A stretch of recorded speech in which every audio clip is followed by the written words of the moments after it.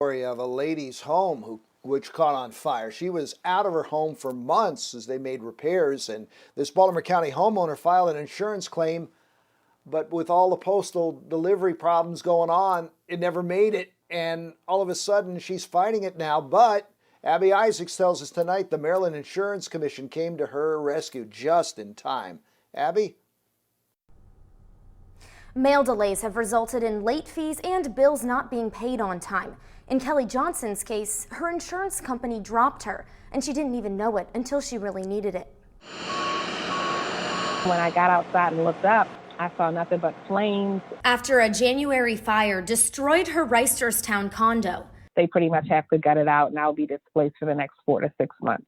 Kelly Johnson immediately called her insurance company to file a claim, only to find out that her policy had been canceled because of a communication issue collecting payments and the delays the Postal Service experienced around election time. They just kept saying, well, we were supposed to receive it by November 4th, and we didn't get it until November 17th. But she had proof. She paid days before the due date. I knew without a doubt that I paid that bill on time.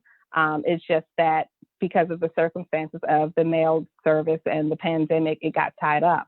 And so I felt like I shouldn't be penalized for something I couldn't control. Johnson explained what happened. They didn't budge, so she turned to the Maryland Insurance Administration. If you have a problem, anyone who has insurance in the state of Maryland that's having difficulty, that's reached an impasse with their insurance company, we're here to help you through that process. Insurance Commissioner Kathleen Barain says what really helped Johnson's case was that she could show proof of payment. And she recommends during these uncertain times, people make sure they're leaving a paper trail. An ounce of prevention is worth a pound of cure.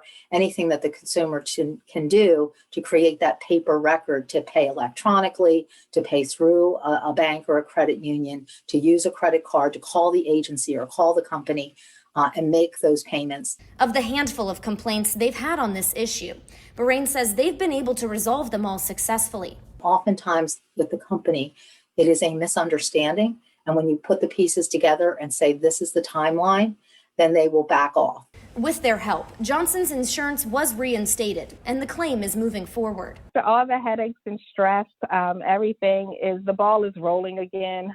It was just a 3-week time frame of figuring out what to do with your stuff, trying to absorb everything that happened. Like, I was asleep, and now I'm at my parents' house in the basement. So it's just life can change in a blink of the eye.